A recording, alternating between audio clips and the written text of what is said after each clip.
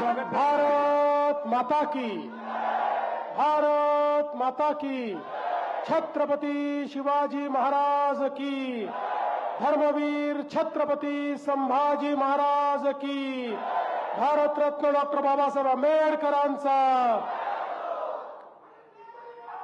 हिंदवी स्वराज्याचे सरसंस्थापक छत्रपती शिवरायांना मानाचा मुजरा करतो। भारतीय राज्यघटनेचे शिल्पकार भारतरत्न डॉक्टर बाबासाहेब आंबेडकर यांना मानवंदना अर्पित करतो। आणि आज बीड जिल्ह्यामध्ये आल्यानंतर आमचे नेते, आमचे मार्गदर्शक आणि ज्यांनी आम्हाला राजकारणाची दिशा दिली ते लोकनेते गोपीनाथराव मुंडेजी यांच्या चरणी देखील नतमस्तक होतो। आजच्या आपल्या या नगरपालिकेच्या प्रचार सभेमध्ये मंचावर उपस्थित गोपीनाथरावजींचा वारसा अत्यंत समर्थपणे चालवणाऱ्या मंत्रिमंडळातील ज्येष्ठ मंत्री श्रीमती पंकजाताई मुंडे, आमदार सुरेश अण्णा धस, जिल्हाध्यक्ष शंकरराव देशमुख, या ठिकाणी उपस्थित युवा नेते डॉक्टर योगेश क्षीरसागर, डॉक्टर सारिकाताई क्षीरसागर, बदामरावजी पंडित, सर्जेरावजी तांदळे, केशवरावजी आंधळे, आदित्य सारडा, बाळराजे पवार, गणेश लांडे, शांतीलाल डोरले, नवनाथ शिराळे, सुवर्णाताई लांबरूड, रसिकभाई शेख, रामभाऊ कुलकर्णी, सलीमभाई जहांगीर, ॲडव्होकेट वाल्मिक निकाळजे, मंचावरील सर्व मान्यवर, या बीड नगरपालिकेकरता आपल्या उमेदवार डॉक्टर ज्योतिताई घुमरे, गेवराईच्या आपले उमेदवार गीताताई पवार, माजलगावचे आपले उमेदवार डॉक्टर संध्याताई मेंढके आणि धारूरचे आपले उमेदवार रामचंद्रजी निर्मळ, या ठिकाणी मंचावर उपस्थित सर्व मान्यवर आणि उपस्थित माझ्या सर्व लाडक्या बहिणींनो आणि तितक्याच लाडक्या भावांनो, जय श्रीराम। आज मला अतिशय आनंद आहे की नगरपालिकेच्या निवडणुकीच्या निमित्ताने बीडमध्ये आपल्यामध्ये मी उपस्थित आहे। बंधू भगिनींनो, लोकशाहीमध्ये स्थानिक स्वराज्य संस्थेची निवडणूक हा एक उत्सव आहे। भारतरत्न डॉक्टर बाबासाहेब आंबेडकरांनी आपल्याला संविधान दिलं आणि या संविधानाने आपल्याला काही अधिकार दिले, पण हे अधिकार देताना संविधानाने एक काळजी घेतली, प्रत्येक व्यक्तीला समान अधिकार हा या संविधानाने दिलाय। आज या निवडणुकीमध्ये टाटा, बिर्ला, अडाणी, अंबानी यांनाही एकाच मताचा अधिकार आहे आणि आपल्यालाही एका मताचा अधिकार आहे। अशा प्रकारची ही रचना लोकशाहीची झाली आहे। आणि या लोकशाहीमध्ये हा जो मताचा अधिकार दिलाय तो विवेकपूर्ण वापरण्याची जबाबदारी देखील याच लोकशाहीने आपल्यावर टाकली आहे। आपण बघा, एक काळ होता आपल्या देशामध्ये राजेशाही होती। राजेशाहीमध्ये राणीच्या पोटातून जो जन्म घ्यायचा तो आपला राजा व्हायचा, पण लोकशाहीने सांगितलं राणीच्या पोटातून जो जन्म घेईल तो राजा होणार नाही, मताच्या पेटीतून जो जन्म घेईल तो खऱ्या अर्थानं लोकशाहीमध्ये राज्यकारभार चालवेल। आणि म्हणून आपली जबाबदारी आहे, आपण लोकसभेला मतदान करून आपले प्रधानमंत्री निवडतो, आपण विधानसभेला मतदान करून आपला मुख्यमंत्री कोण होईल हे निवडतो, आणि त्याच वेळी आपण नगरपालिकेला त्या ठिकाणी मतदान करून पुढचे 5 वर्ष नगरपालिका कोणाच्या हातामध्ये द्यायची याचा निर्णय आपण करत असतो। आणि म्हणून ही नगरपालिकेची निवडणूक अतिशय महत्त्वाची निवडणूक आहे। उद्याच मतदान होणार आहे। बंधू भगिनींनो, आपला देश जेव्हा स्वतंत्र झाला त्यानंतर सातत्याने आपण म्हणायचो भारत छोट्या छोट्या गावात राहतो, गावाचं कल्याण म्हणजे भारताचं कल्याण, गावाचा विकास म्हणजे भारताचा विकास, आणि ते सत्यही होतं. पण ते सत्य स्वीकारत असताना जवळजवळ 60-65 वर्ष आपल्या राजकीय व्यवस्थेने आणि आपल्या नेत्यांनी विश्वासात घेतलं नाही की भारत जसा गावात राहतो तसा भारत शहरांमध्ये देखील राहतो. शहरांमध्ये लोक राहतात, त्यांच्याही काही मूलभूत गरजा आहेत, आणि विशेषतः आपण 60-65 वर्ष शहरांकरता कुठल्या योजनाच केल्या नाहीत, शहरांच्या विकासाचा विचार केला नाही. एकीकडे अन्न, वस्त्र, निवारा, शिक्षण, आरोग्य, रोजगार याच्या संधी शोधत लोक गावातनं शहराकडे येत होते, शहराची लोकसंख्या वाढत होती, आणि मग गावातनं आलेल्या व्यक्तीला शहरामध्ये जागा मिळत नव्हती. मग जिथे अतिक्रमण करता येईल तिथे अतिक्रमण करून लोक बसले, झोपडपट्ट्या तयार झाल्या, लोकसंख्या वाढल्यामुळे पिण्याच्या पाण्याचे प्रश्न निर्माण झाले, घनकचऱ्याचा प्रश्न निर्माण झाला, लोकसंख्या वाढल्यामुळे नाल्यांमधनं मैला व्हायला लागला. मग तोच मैला त्या ठिकाणी डास, मच्छर, रोगराई तयार करायला लागला. तोच आपला मैला आपल्या विहिरींमध्ये, नद्यांमध्ये, नाल्यांमध्ये जायला लागला. त्यातनं आपलं जलस्रोत खराब झालं.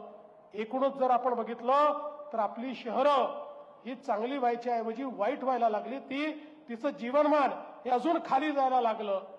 पण बंधू भगिनींनो, देशामध्ये पहिल्यांदा मोदीजी देशाचे प्रधानमंत्री झाल्यानंतर मोदीजींनी सांगितलं की या ठिकाणी जसा भारत गावांमध्ये राहतो तसा भारत शहरांमध्ये देखील राहतो. गावाचा विकास जसा आपल्याला करायचा आहे तसा शहरांचा विकास आपल्याला करायचा आहे. मोदीजींनी सांगितलं देशाचा 65% GDP हा शहरांमध्ये तयार होतो. वस्तू आणि सेवांची निर्मिती, आरोग्य सेवा, शिक्षण या सगळ्या सोयी या शहरांमध्ये आहेत. रोजगाराच्या संधी शहरांमध्ये आहेत. त्यामुळे शहरात गुंतवणूक केली पाहिजे, शहरातलं इन्फ्रास्ट्रक्चर तयार केलं पाहिजे. शहरामध्ये राहणारा गरीब, शहरामध्ये राहणारा मध्यमवर्गीय याच्या जीवनामध्ये परिणामकारक जर आपण बदल केला तर शहराचं जीवन चांगलं होईल आणि अधिक मोठ्या संधी आपल्या शहरांच्या माध्यमातून सुरू होतील. आणि म्हणून पहिल्यांदा देशाच्या इतिहासामध्ये मोदीजींनी शहराकरता योजना तयार केल्या.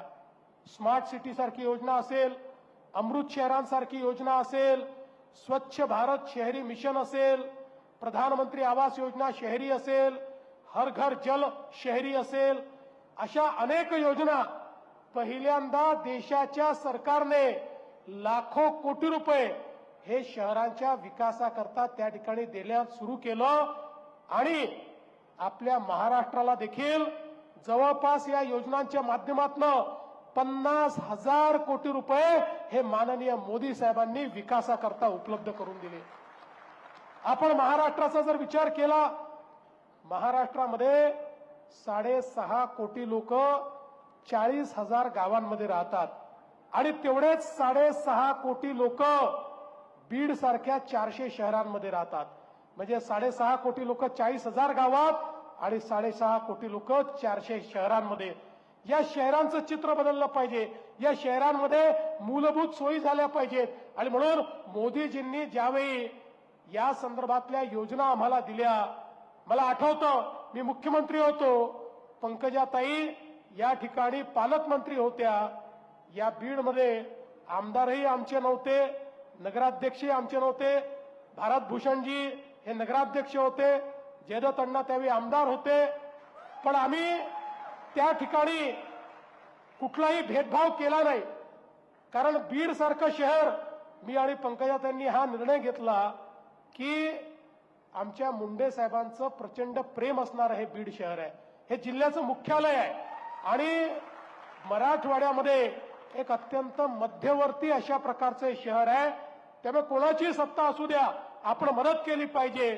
आणि त्या ठिकाणी जसे योगेशजींनी सांगितलं, जवळजवळ 500 कोटी रुपयाच्या योजना या बीडमध्ये आपण सुरू केल्या.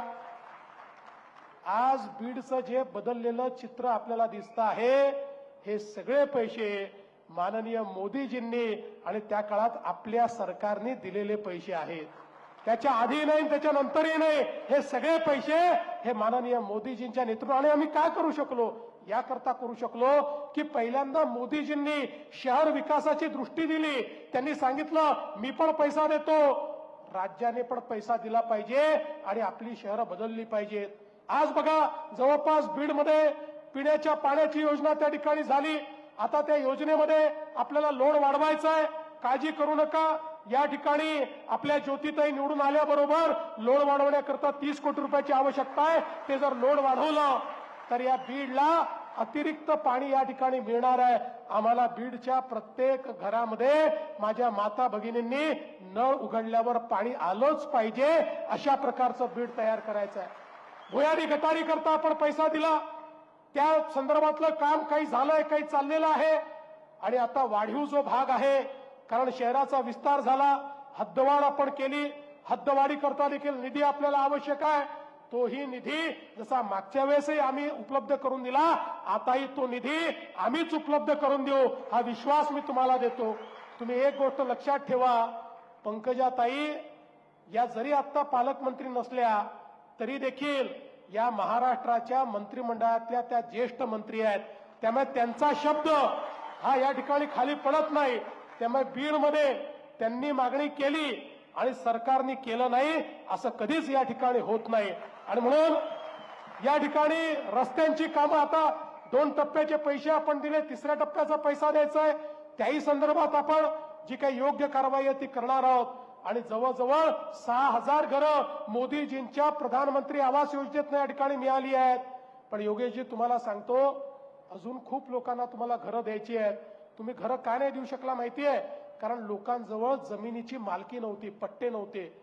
2च महिन्यापूर्वी आपल्या सरकारने निर्णय घेतलाय की झोपडपट्टीत राहणारा किंवा बेघर अतिक्रमणधारी या सगळ्यांचं अतिक्रमण आता आपण नियमित करणार आहोत आणि त्यांना मालकी हक्काचा पट्टा देणार आहोत. आणि तो मालकी हक्काचा पट्टा दिल्यानंतर बेघर आणि कच्च्या घरात राहणारे यांना 2.5 लाख रुपये घर बांधायलाही मोदीजींच्या योजनेतनं आपण देणार आहोत.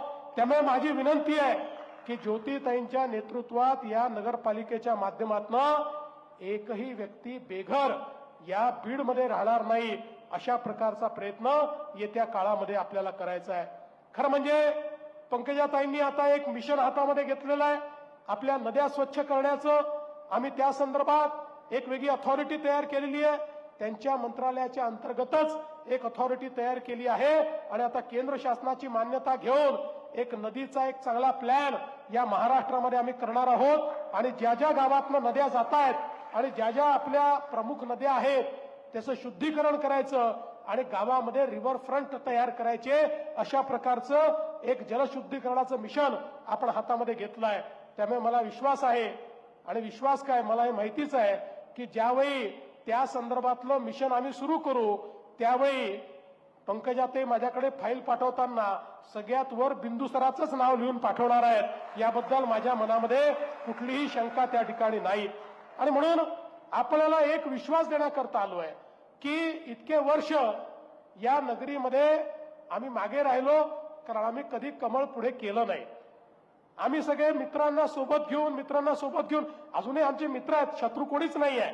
पण आता ही वेळ आलेली आहे की मोदीजींची जी दृष्टी आहे, त्यांचं जे विजन आहे, हे थेट या बीडमध्ये लागू करता आलं पाहिजे. विकासाचं विजन हे कुठल्याही मध्यस्थामार्फत नाही तर थेट भाजपच्या नगराध्यक्षामार्फत या बीडमध्ये ते विजन आणि तो निधी या ठिकाणी पोहोचला पाहिजे. आणि म्हणूनच आज मी आपल्याला ही विनंती करण्याकरता आलो आहे. आम्हाला खूप गोष्टी करायच्या आहेत.